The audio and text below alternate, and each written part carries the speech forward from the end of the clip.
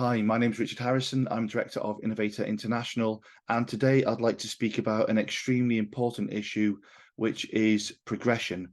Progression from either a startup or an innovator visa onto the Innovator Founder same business visa.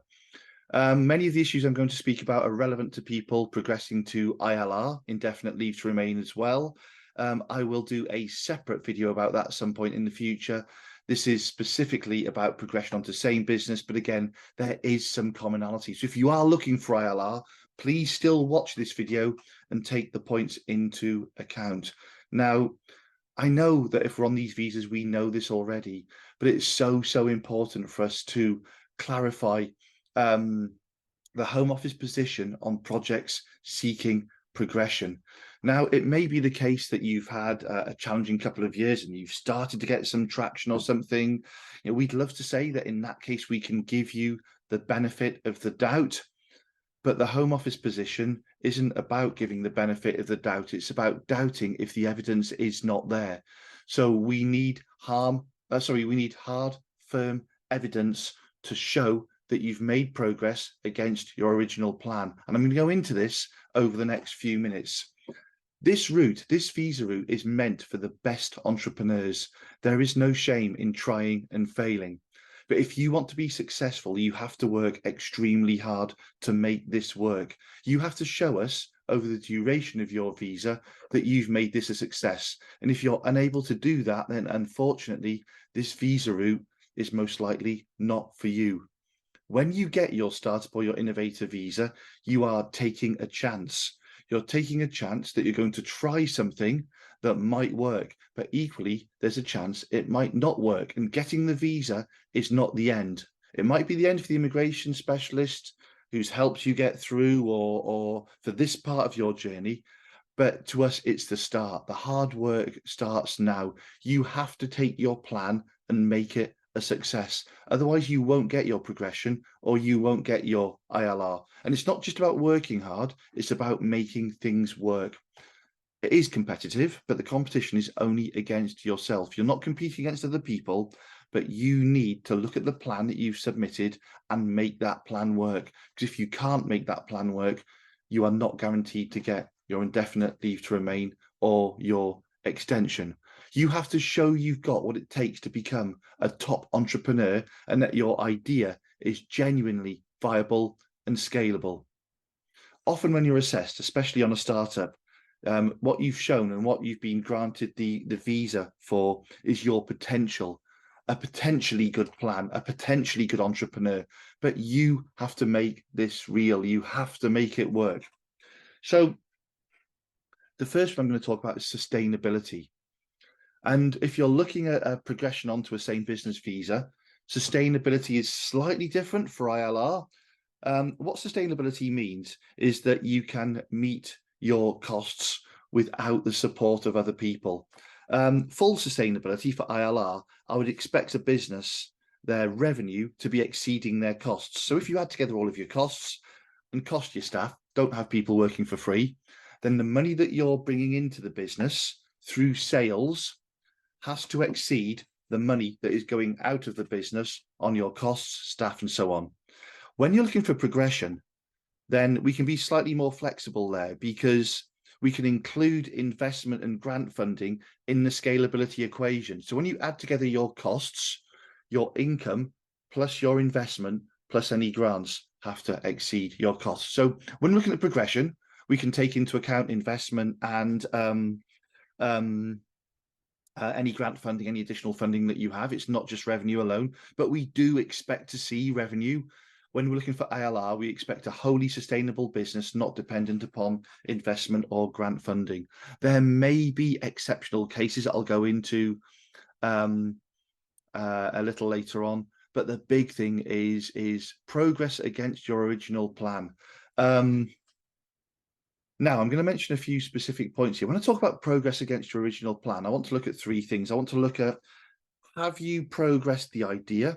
Have you got it to a point where it's significantly developed in terms of what you told us you would do?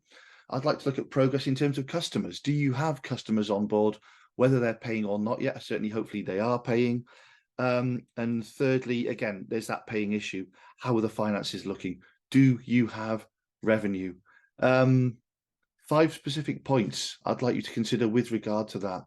Be careful with your forecasts, because when you submit an original plan and there are forecasts in that plan, you may be judged against them when it comes to the point for progression.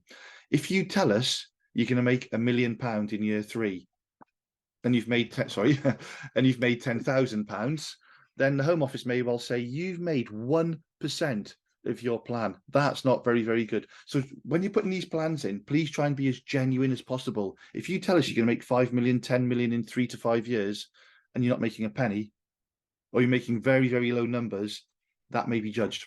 That may be judged. So be as real as possible with your forecasts. Trade as early as possible. Get money coming into the business. If you're not trading, or you're suddenly selling the month before your visa runs out, or 2 months before your visa runs out, this looks very, very suspicious. Start selling, but make sure that income comes from your innovative offering. We have a number of businesses who have a number of revenue streams, some from the innovative offering, some from other aspects of the business. If you're not making money through your innovative offering, then the Home Office, again, are going to raise questions as to whether you've made sufficient progress against the innovation plan. Be able to evidence, prove and substantiate your customers. You may be asked, you've got these customers coming in, who are they? How much are they paying? What are they paying you for? So make sure you have detailed invoices to show where your money is coming from. But again, show progress against all parts of your plan, your offering, your relationships, your clients, and your finances. Now, every project will be assessed on a case-by-case basis.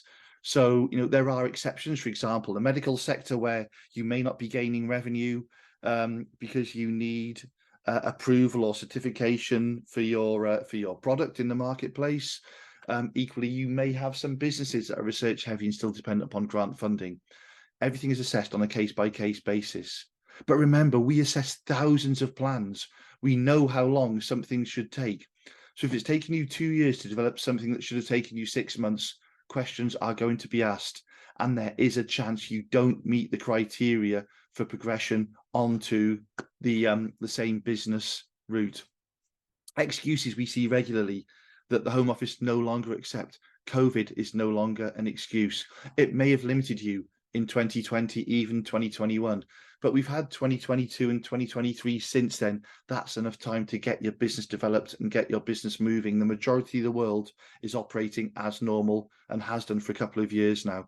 Being let down by other people is not an acceptable excuse. Sure, it's a barrier. It's something that's unfortunate, but we expect you to overcome these barriers. Entrepreneurs find solutions to problems. If something happens, it's your job to overcome that as quickly as possible and get things back on track.